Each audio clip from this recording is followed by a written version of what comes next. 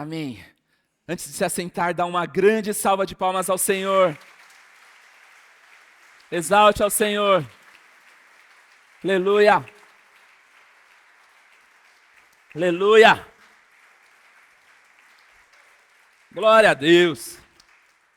Muito bom dia, igreja. A igreja pode se assentar. Glória a Deus.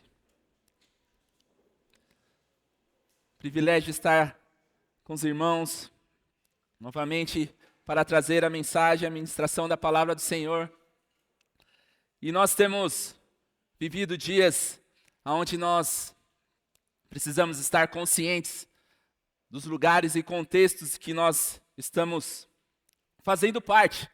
Porque eu sempre menciono que a vida com Deus, ela é uma vida no individual, um caminhar no individual, na construção dos seus dias, das suas rotinas, de tudo que você precisa realizar.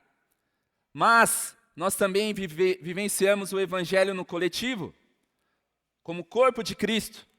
E essa consciência, ela precisa fazer parte, não somente na nossa comunidade, mas nós fazemos parte de um corpo que ele é global. E nós estamos inseridos num contexto de batalha constante. Desde quando o Senhor Jesus morreu numa cruz, entregou a sua vida para nos salvar, para nos tirar daquela condição pecaminosa. O Senhor nos salvou, o Senhor guardou as nossas vidas nele e nos deu o direito de acessarmos a presença do Pai como filhos. Antes, afastados de Deus e agora conectados à presença do Pai. Por isso, nós temos uma responsabilidade em assumir esse papel. Nós temos uma responsabilidade quando nós caminhamos segundo esta verdade. E naquele momento foi decretada a derrota eterna de Satanás. Todo o plano do inimigo foi derrubado, foi destituído. Não existe mais prevalência sobre as nossas vidas. Em nome de Jesus, não existe mais nenhuma palavra forjada do inimigo que pode prevalecer sobre a sua vida. Satanás foi derrotado na cruz. Mas, naquele momento, uma obra, uma continuidade do plano de Deus, ele foi estabelecido. Um tempo de graça foi estabelecido sobre a vida humana. E nesse contexto de graça, muitas vezes, por nós sentimos essa paz, sentimos o amor de Deus, nós esquecemos que nós estamos inseridos num campo de batalha. E essa consciência de quem está num campo de batalha, ela não pode ser uma consciência acomodada, tranquila. Claro, estamos lutando com o Senhor Todo-Poderoso, o dono de todo o poder, de toda o exército celestiais, aquele que tem o domínio de todas as coisas, o Deus invencível. Mas nós não podemos vivenciar os nossos dias sem uma consciência de que estamos inseridos num contexto de guerra. E aí, diante desse contexto, dessa breve introdução, eu quero declarar que você está convocado para uma guerra. E aí, quando a convocação chega, não tem como fugir. Nós estamos aí vendo algumas guerras acontecer, né? Tem algumas guerras acontecendo no mundo. Se você faz parte de um exército, chega lá a convocação, meu amigo, não tem como fugir. Está convocado, seja o que for. Nós temos aí chegando a Copa, né? Tá todo mundo esperando ser convocado lá, os jogadores, os atletas lá, né? Esperando ser convocado para jogar a Copa. E os que forem convocados só não vai se machucar, né? Que é uma coisa muito boa, legal, né? Agora para a guerra, imagina um soldado ali, né? Os americanos agora lá esperando. Será que essa guerra do Irã vai virar uma guerra mundial? Será que não? Até tem um primo que ele nasceu nos Estados Unidos, ele morava aqui, em Bertioga, e ele voltou para os Estados Unidos e ele se alistou no exército e ele virou um soldado. E agora ele está lá em Israel, numa base, e ele constantemente manda mensagens para a gente, porque ele sente um amor por servir a nação. E ele é empolgado com aquilo, com aquele ambiente de guerra. E ele manda assim um contexto e a gente fica imaginando, né, o que é estar no meio de uma guerra mesmo, uma guerra física. E às vezes a gente esquece que nós, o povo de Deus, estamos inseridos nessa guerra. Uma guerra espiritual. E ela reflete nos dias que nós vivemos. E eu quero dar um contexto bíblico para que a gente possa aprender um pouco disso. Porque nós estamos inseridos numa batalha e nós temos muitas armas para lutar essa batalha. Além de termos o nosso representante maior, o nosso Senhor Todo-Poderoso, à frente dessa batalha, Ele nos disponibiliza muitas armas. Então nós vamos falar um pouco sobre isso. Abra sua Bíblia, ou ligue, ou leia aqui junto com a gente em 2 Reis, capítulo 6. Nós vamos ler do 14 ao 17 e eu vou dar um contexto dessa passagem. 2 Reis 6, 14 ao 17, diz assim: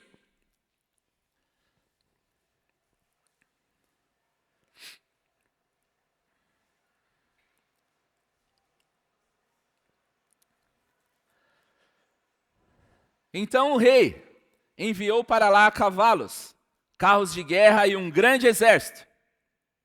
Eles chegaram de noite e cercaram a cidade. O servo do homem de Deus levantou-se bem cedo e, ao sair, eis que tropas, cavalos e carros de guerra haviam cercado a cidade. Então o moço disse a Eliseu: Ai, meu senhor, o que faremos? Ele respondeu: Não tenha medo, porque são mais os que estão conosco do que os que estão com eles. E Eliseu orou e disse: Senhor, peço-te que abra os olhos dele, para que veja. O Senhor abriu os olhos do moço, e ele viu que o monte estava cheio de cavalos e carros de fogo ao redor de Eliseu. Até aqui. Deixa eu dar um contexto rápido sobre essa passagem, porque nessa época a Síria estava em guerra contra Israel. Diversas investidas da Síria contra o povo de Israel estavam acontecendo. Mas o profeta Eliseu, ele sempre recebia do Senhor a orientação de como esse exército estava se movimentando. Então ele ia e avisava o rei: rei, o exército vai fazer isso, o exército vai fazer aquilo. Você pode ir aí se envolver com a leitura e ver essas passagens acontecendo aí durante a semana aí na sua leitura bíblica. Mas o rei da Síria ficou desconfiado, falou: mas deve ter alguém aqui no meio nos traindo, porque não é possível que toda vez que a gente ataca, eles já estão preparados. E aí os soldados dele falaram: não, rei, tem um homem lá, tem um profeta lá que ele conhece das coisas. Ele está ali, conectado com o Senhor, e o Senhor fala tudo para ele. E aí o rei fica furioso e fala assim: então vamos lá pegar ele. Vamos cercar esse cara. E aí ele manda ali o exército, todo o exército cerca a cidade. E pela manhã, o servo ali, o servo do homem de Deus, o servo de Eliseu, ele sai ali de manhã, né? Acordou, aí você imagina. Você acordar, não sei se tinha, né, vaquinha lá para tirar leite, não sei o que ele fazia. Vamos lá fazer atividade. Aí ele dá de frente com o exército. Ele e o profeta. Então, você imagina a situação que esse servo de Deus enfrentou.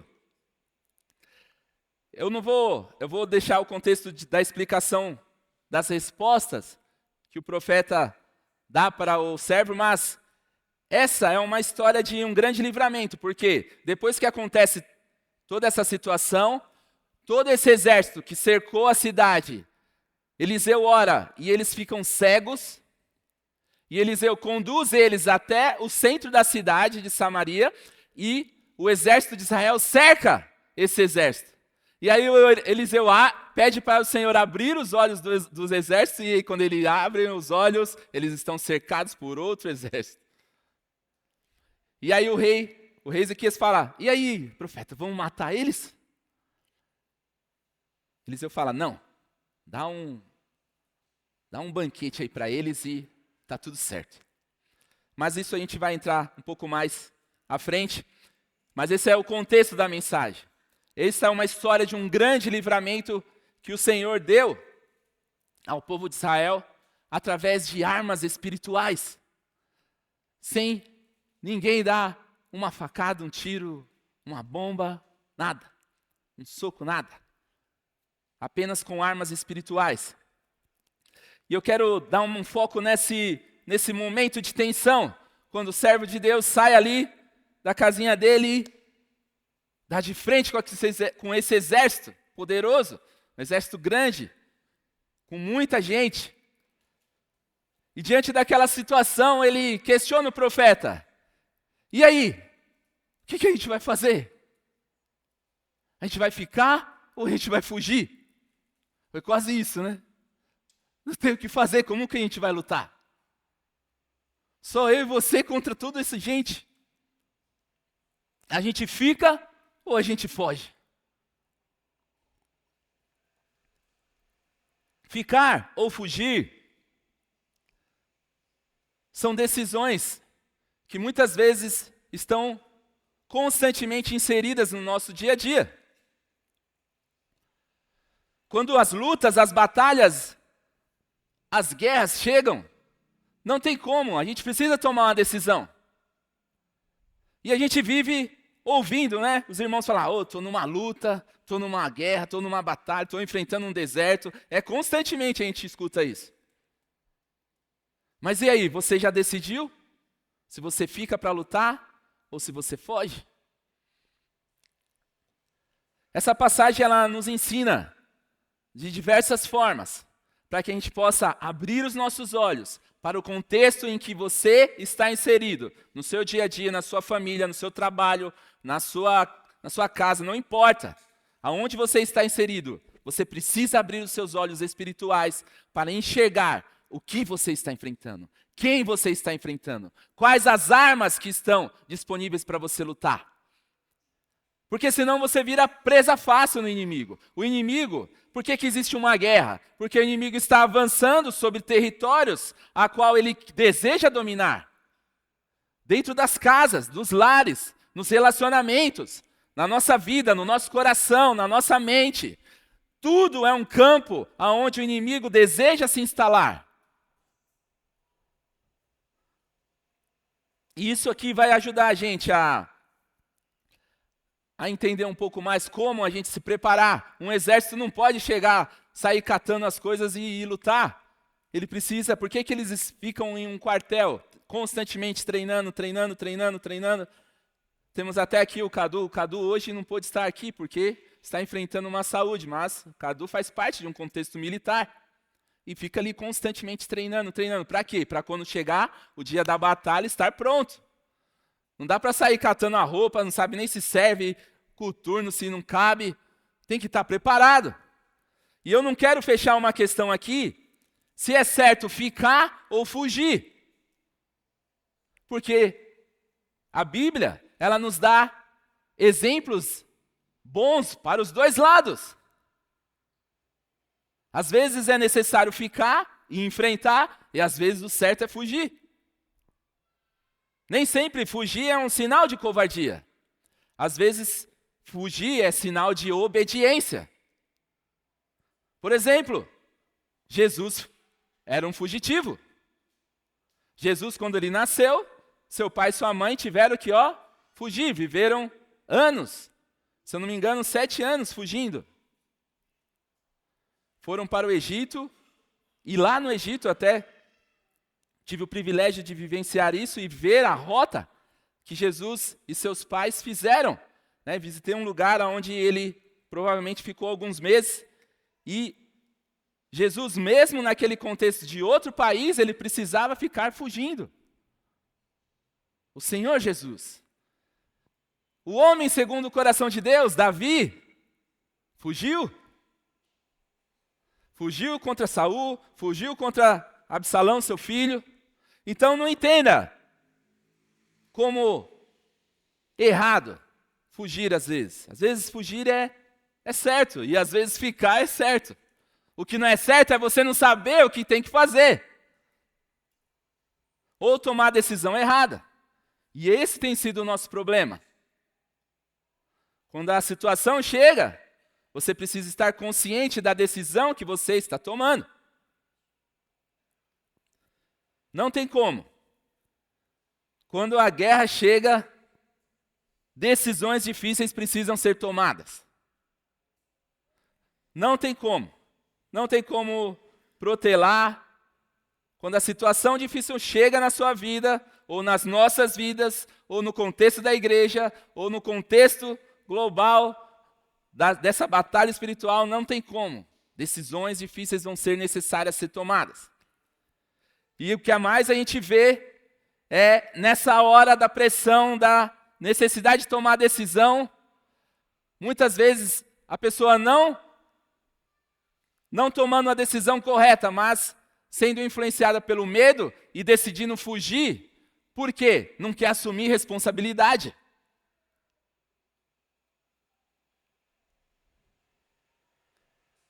Não quer assumir a responsabilidade de ficar e lutar. E aí sai correndo. Se omite. Mas o fato é, não tem como. Ou você luta ficando, ou você vai lutar fugindo. Não tem outra alternativa, porque fugir também dá trabalho. É uma grande ilusão achar que se omitir, vai te livrar da luta. Não tem como. Cedo ou mais tarde, o erro da decisão, ele vai cobrar um preço. Nós vamos entrar agora nesse ponto central dessa mensagem, porque, como eu falei, nossas guerras não são guerras individuais. O Senhor é conosco. O Senhor se coloca à nossa frente. O Senhor disponibiliza diversas armas para que a gente possa usá-las. E quais são essas armas? Nós vamos entrar nesse ponto. Porque Deus não quer só te livrar da luta. Ele quer te ensinar a lutar com as armas que Ele te coloca à disposição. Não é só livramento. Por quê? A disponibilidade de armas, ela indica que a qualquer momento pode surgir situações necessárias para ser usadas.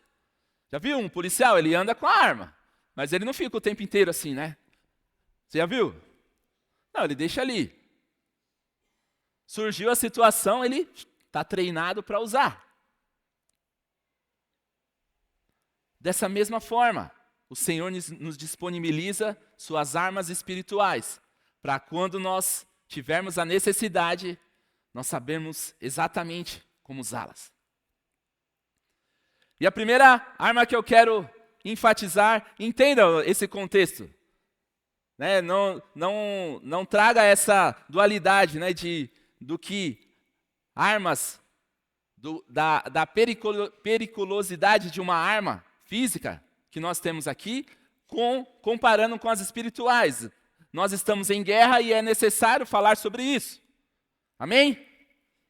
Então a primeira arma que nós temos à disposição é o próprio poder dele.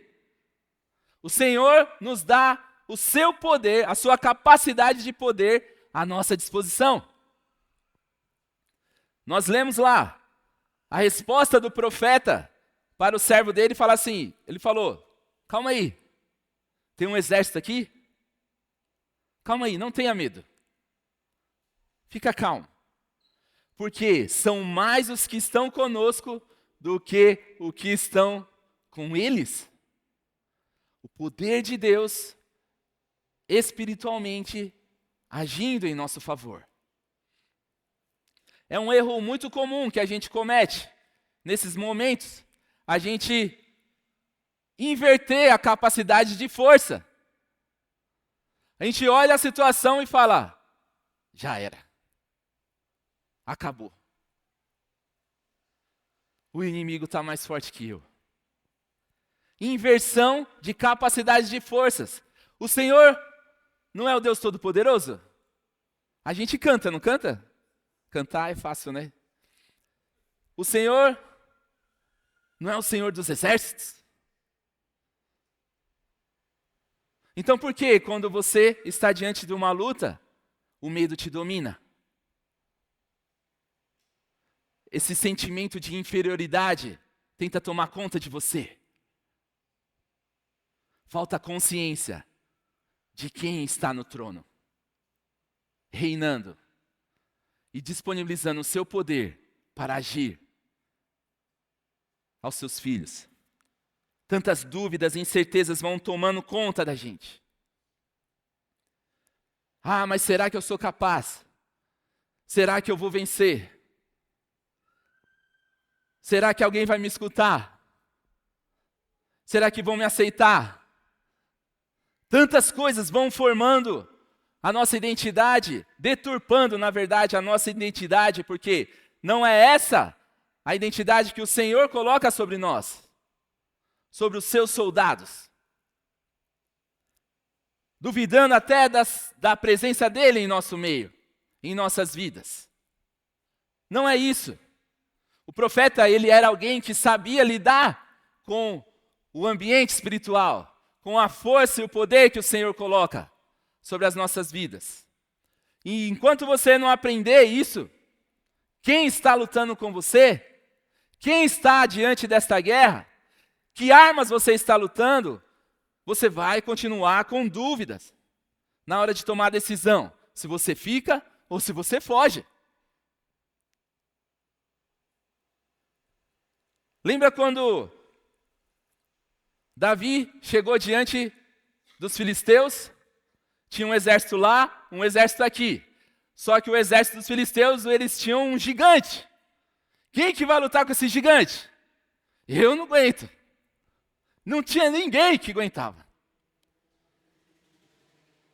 O próprio Davi não aguentava. Mas aí quando ele chega, ele olha, ele fala, e aí? Que esse incircunciso está xingando a gente? Quem é ele? Eu venho em nome do Senhor. E vocês conhecem a história, né? Com a pedrada, a super pedrada do poder, porque não foi uma pedrada com a força de Davi. Davi, ele era franzino. Foi uma pedrada com o poder de Deus, no meio da testa. Eu imagino que aquela pedrada, né? O Hadouken. Hadouken do céu, caiu gigante, acabou.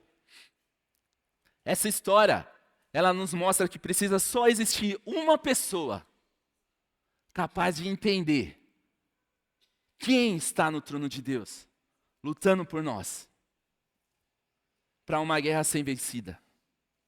Uma pessoa que entende a grandeza do poder de Deus. Israel, ele sempre lutou com um exército menor. Sempre nas batalhas, se você se envolver com a leitura, você vai ver. Os exércitos que cercavam, que atacavam Israel, eram sempre maiores.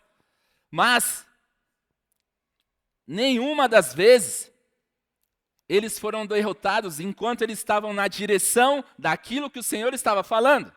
Todas as vezes que eles foram derrotados, eles estavam fora dessa direção, em desobediência.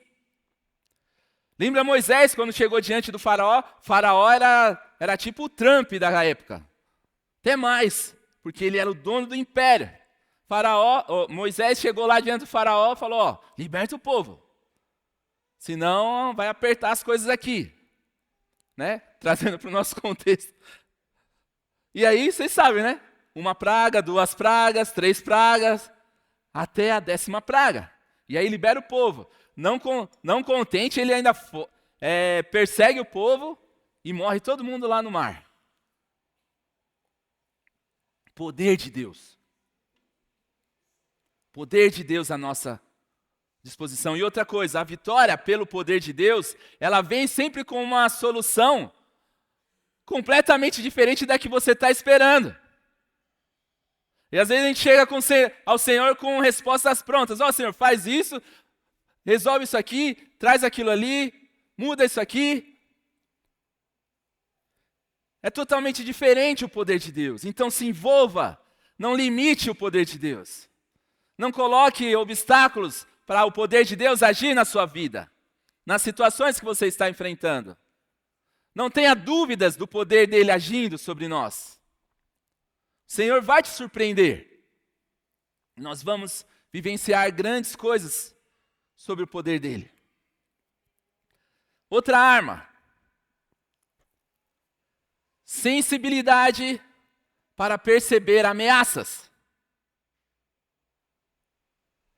Às vezes no contexto de ajudar, de amar, de cuidar, ameaças se levantam, sinais vão se levantando. Então você precisa estar atento. Você precisa identificar o que é uma ameaça sobre a sua vida. Muitas pessoas vão tentar te enganar. Muitas pessoas vão tentar te iludir. Mas uma guerra, uma batalha, ela nunca começa sem uma ameaça. Nós acompanhamos aí recentemente a captura lá do Maduro, ex-presidente ali da Venezuela. O Trump ali, com seu exército, chegou lá e cercou o mar. E ficava no noticiário mandando recado, tá chegando. Vamos negociar. E ele lá, né? Declarando, falando um monte de coisas. Até que um dia entraram e capturaram. Está preso. Estou usando esse contexto para ilustrar. Mas, constantemente, sobre a sua vida existem ameaças. E às vezes a luta chegou, te pegou desprevenido, porque você não percebeu a ameaça. Então, sensibilidade para perceber ameaças é uma arma espiritual. Para que você possa ser astuto, entender o contexto que você está inserido. Essa percepção, ela precisa te dar orientação. Ao sinal da luta chegar, e aí? Eu fico ou eu fujo? Talvez essa dúvida, ela está sobre a sua vida porque você não percebeu as ameaças que constantemente estiveram acontecendo. Outra arma espiritual. Visão. O profeta orou para que... O que o profeta orou? Para que o servo abrisse os olhos. Ah, mas eu estou com o olho aberto, estou vendo aqui esse monte de gente. Abra os olhos espirituais. Visão espiritual. Um erro que facilmente nós cometemos é não considerar o reino espiritual em nossas batalhas. Tudo está envolvido em um contexto espiritual. E eu não estou falando que é para você espiritualizar tudo, né? Tem gente que espiritualiza tudo, até a irresponsabilidade. Mas eu não estou falando para você espiritualizar tudo, mas não dá para separar o nosso contexto daquilo que nós estamos nos propondo a fazer de um ambiente espiritual. Por quê? O mundo físico, ele é só um véu, uma máscara, uma capa que cobre as realidades espirituais. Nós temos que ter essa consciência. Nós somos seres espirituais. Precisamos, eu entendo que é difícil lidar e entender um pouco esse contexto espiritual, porque é muito vago da nossa mente. Mas, por exemplo, eu sou meio, um pouquinho meio maluquinho. Então, quando eu fecho os meus olhos, eu não gosto de ficar enxergando o escuro.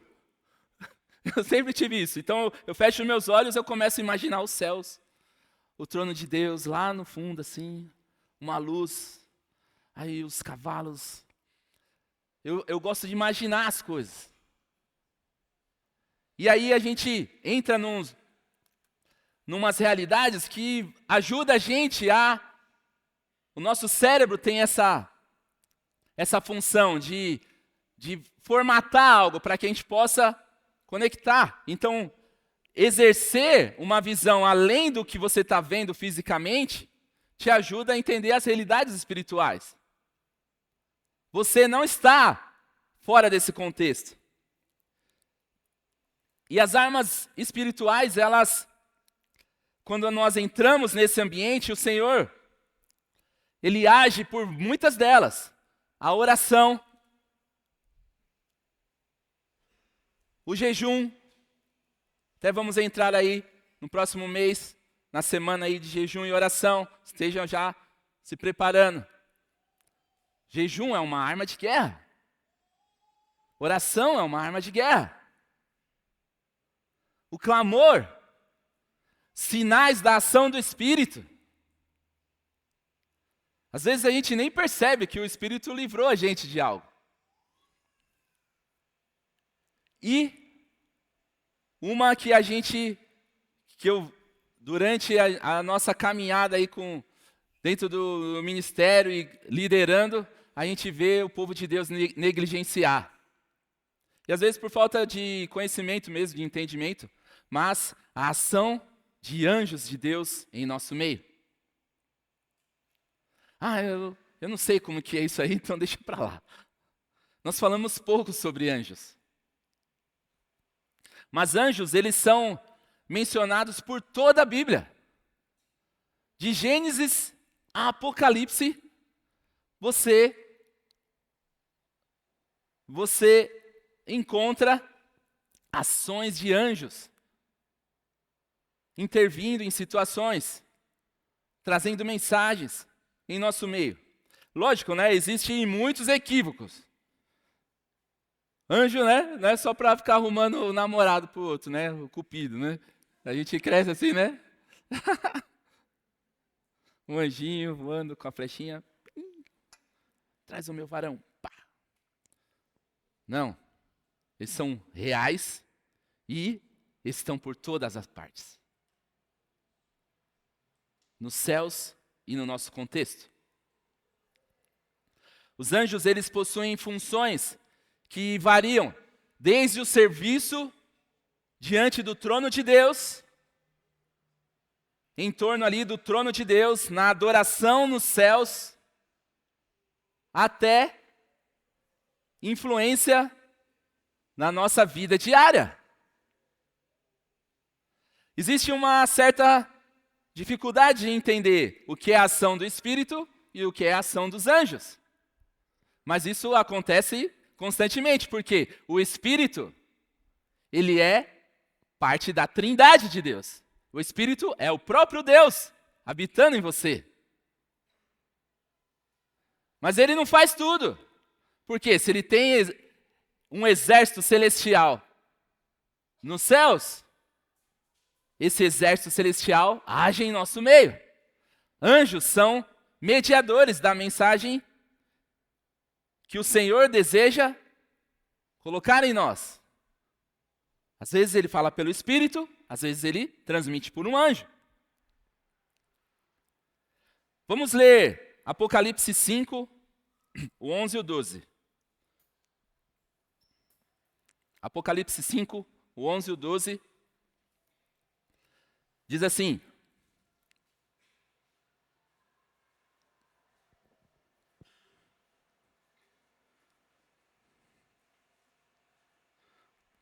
Apocalipse 5, 11 e 12, diz assim: Vi e ouvi uma voz de muitos anjos ao redor do trono, dos seres viventes e dos anciãos, cujo número era de milhões e milhares de milhares, proclamando com voz forte: digno é o Cordeiro que foi morto de receber o poder, a riqueza, a sabedoria, a força, a honra, a glória e o louvor.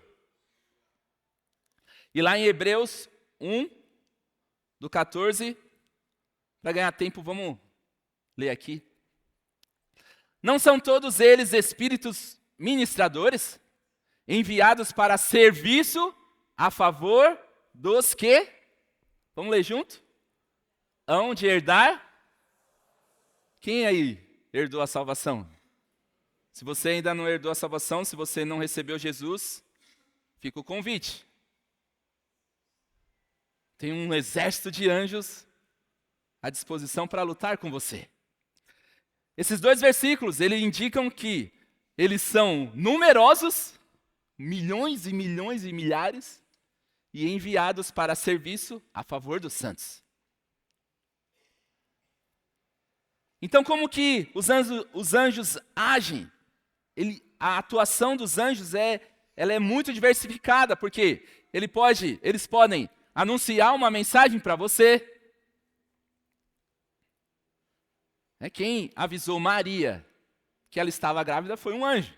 Tem muitas histórias, não vou ficar entrando em cada uma delas, mas aí você vai precisar ler a Bíblia. Ações de guiar, instruir. Lembra quando Pedro foi liberto da cadeia?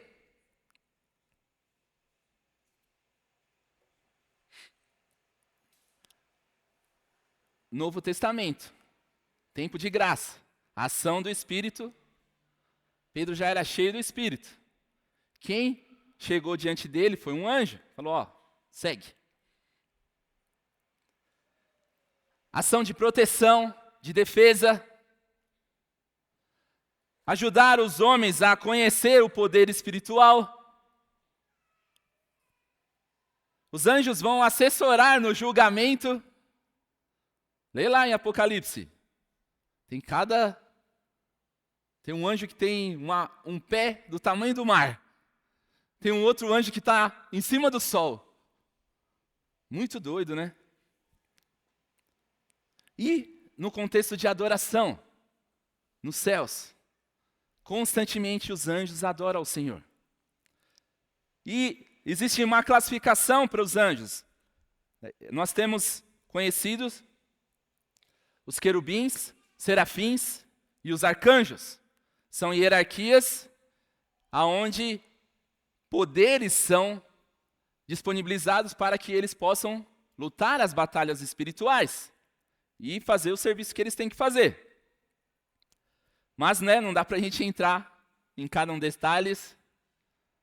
A gente precisa destrinchar esses assuntos de uma maneira mais didática, para que a gente possa ensinar. Mas estou trazendo para que a gente possa realmente despertar o desejo de conhecer aquilo que está à nossa disposição para lutar. Uma pergunta que é interessante, que a gente pode fazer hoje em dia é: será que esse tipo de situação pode acontecer? O profeta orar por alguém, abrir os olhos e você vê um exército celestial lutando em seu favor? A Bíblia nos dá essa base para que a gente possa realmente acreditar e crer, sem sombra de dúvida, que existe um exército lutando com a gente. Às vezes a gente acredita mais em demônio do que nas forças celestiais. Às vezes a gente fala mais de demônio do que das forças celestiais. Por isso que a gente precisa aprender, entender as coisas. Não vamos abrir, mas eu vou ler com vocês e vamos projetar, porque eu estou precisando ganhar tempo aqui. Base bíblica para a ação dos anjos em nosso meio. Jó 33.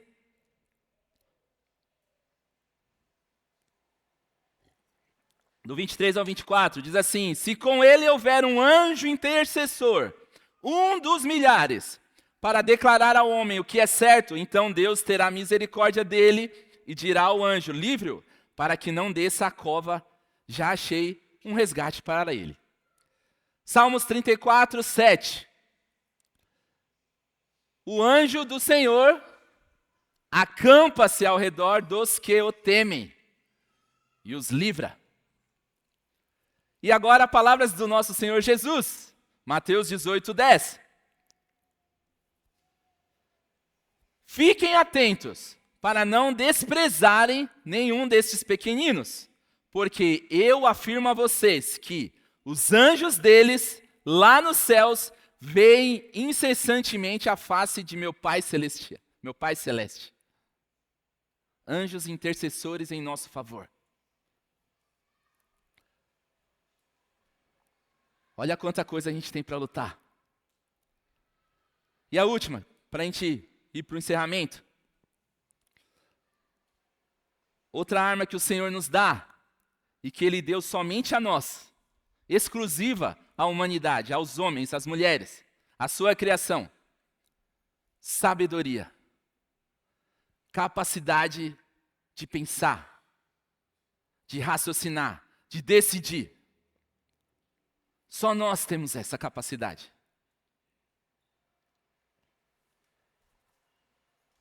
Só nós temos sabedoria para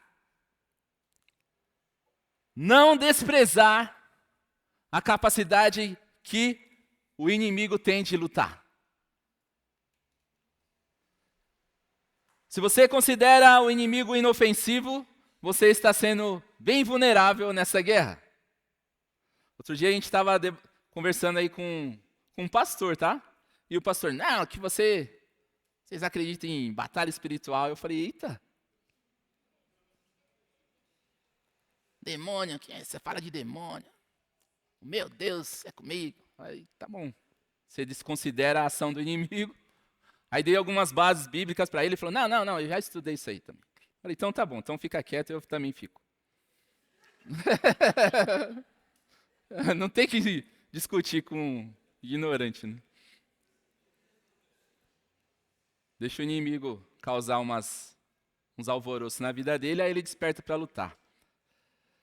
Então, se você considera o inimigo inofensivo, você está bem vulnerável. Por quê? Só algumas capacidades que o inimigo tem. Oposição, gerar distração, né? Uma ferramentinha bem simples que ele usa para distrair a gente. Entretenimento, aquela outra telinha maior também.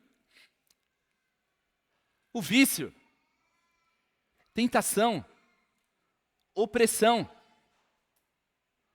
obras do ocultismo, levante de exércitos do reino das trevas para atacar, ataques demoníacos, potestades que agem sobre as nações, influência social satânica.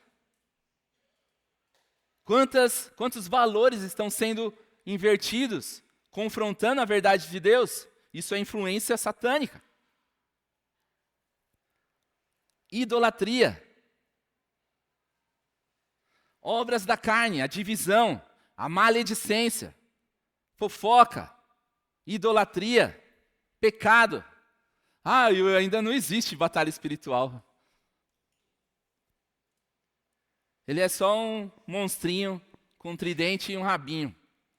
Não acho isso não. Então você precisa entender isso. As obras de Satanás, elas são para matar, roubar e destruir. São ações específicas para te desviar de um propósito. Seja pessoal ou seja naquilo que nós estamos construindo como igreja. As guerras espirituais, elas são tentativas do reino das trevas de parar aquilo que Deus mandou você fazer. Por isso nós estamos em batalhas. Por isso nós estamos enfrentando guerras.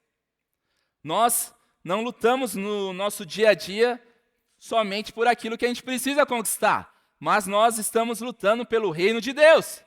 Então não tem como fugir, o inimigo vai atacar você. Mas o Senhor é conosco. Está lutando as nossas guerras. E aí, outra coisa que a sabedoria te ajuda, e é muito importante saber isso, é não entrar em guerra que o Senhor não pediu para você entrar. Tem guerra que você entrou que não era para você ter entrado. Lembra quando o rei perguntou para o profeta? Falou, e aí? A gente não leu, desculpa. Mas durante a semana você lê essa passagem e você vai ver. A hora que o exército de Israel cerca o exército sírio, o rei pergunta, e aí, profeta, vamos matar? Vamos matar? Ele pergunta 2 vezes.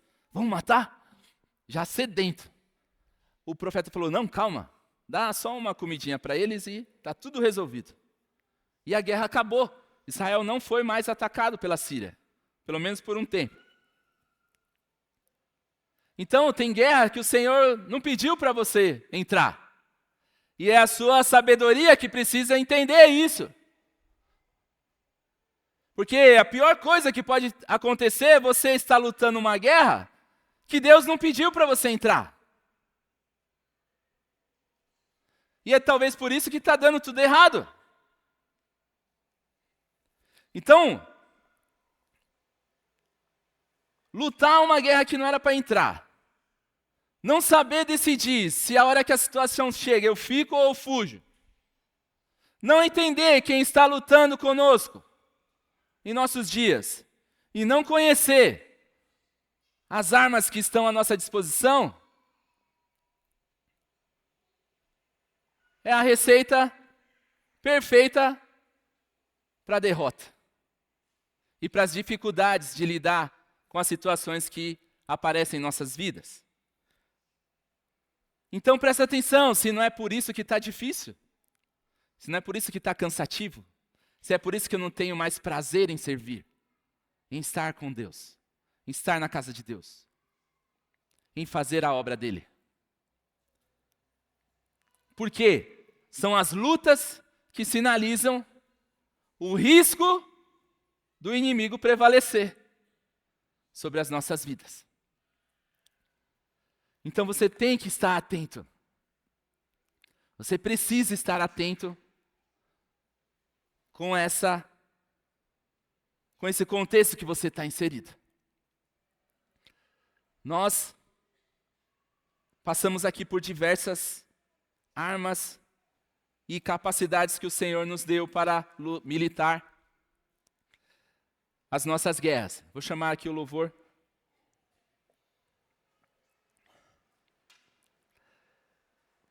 E as dificuldades, às vezes, que a gente enfrenta não estão difíceis, às vezes, de identificar o porquê que nós estamos inseridos nela. Está faltando essa capacidade de entender como a gente usa ela. Está faltando capacidade de assumir a responsabilidade das decisões que nós tomamos. Se a gente fica para lutar ou se a gente foge para obedecer. Não fugir para fugir da responsabilidade de ter que ficar para lutar. Se você decidiu fugir, é por obediência. Se você decidiu ficar, é porque você tem consciência de que você tem capacidade de vencer. Então a gente precisa assumir as nossas responsabilidades daquilo que nós estamos decidindo. Chega de transferir as nossas dificuldades para o outro. Chega de colocar a culpa em outro. Nós precisamos assumir as nossas responsabilidades, ter consciência de quem está no trono lutando conosco. Nós vamos louvar. Se coloque de pé.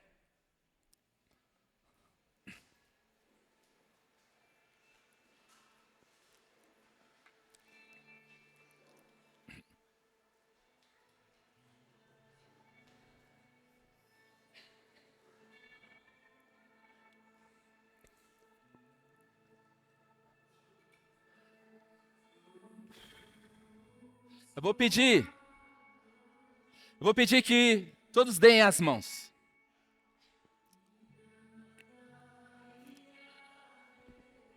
Todos deem as mãos.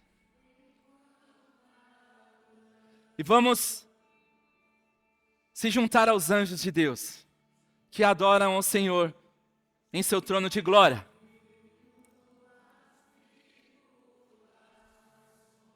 Com a consciência de que somos um exército. De que aceitamos essa convocação para uma luta, para uma guerra.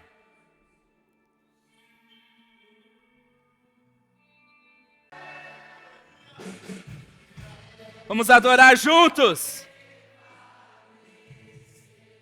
Nós nos juntamos, Senhor, aos anjos que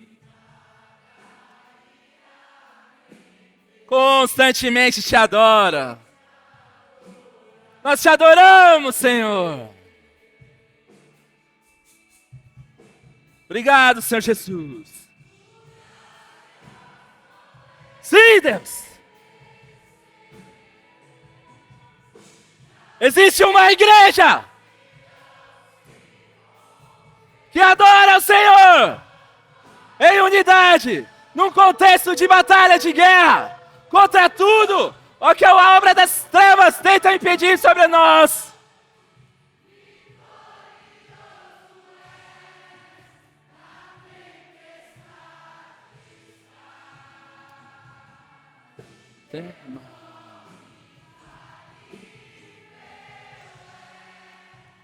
Sim, Deus! Não há quem possa mudar isso, Senhor! Traz essa convicção, Deus!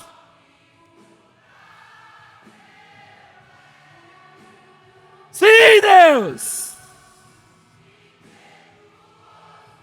Abra os olhos, ó Deus! Abra os olhos, Pai! Abra os olhos do teu povo, Senhor! Nós clamamos, Senhor!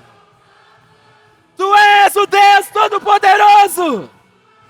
Abre os olhos para o contexto da nossa família, para o contexto das nossas casas, para o contexto do nosso trabalho. Abre os nossos olhos para ver o teu reino agir. Abre os nossos olhos para ver, Pai, a qual decisão nós vamos tomar. Se nós vamos ficar por obediência, se nós vamos fugir por ela também. Nós vamos ficar para lutar. Nós não fugimos da nossa responsabilidade.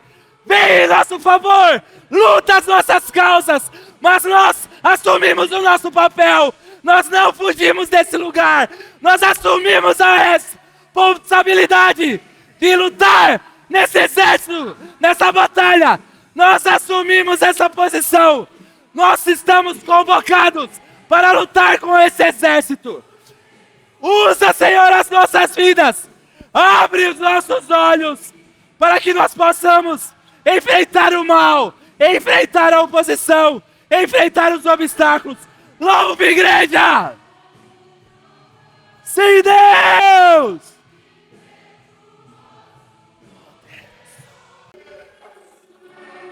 Declare, igreja. A tempestade, ela é passageira. As lutas são passageiras. Haverá uma mesa de desfrute, de relacionamento, quando nós entrarmos nesses céus. Pai, nós te louvamos e te engrandecemos, Senhor. Nós te exaltamos, ó Deus. Aqui, Pai, existe uma parte, uma pequena parte, ó Deus, desse exército que o Senhor convocou. Senhor Deus, nós assumimos essa posição. Nós, Pai, lutamos as batalhas individuais, Pai, que se apresentam em nossas vidas, mas nós somos corpo de Cristo, nós somos igreja apostólica menorá. Está aqui, Pai, um ponto, Pai, um quartel-general desse grande exército que o Senhor montou, Pai, em nosso bairro. Por isso, Pai, em nome de Jesus, usa, Pai, cada filho teu aqui, abra os olhos espirituais, abra, Senhor Deus, Pai, a visão daquilo que o Senhor tem, sabedoria para decidir, Pai, em nome de Jesus. Não haverá, Pai, limites para a conquista, não haverá, Pai, limites, ó Deus, daquilo que o Senhor vai fazer através de nós, em nome de Jesus. Amém! Dá uma grande salva de palmas para Jesus.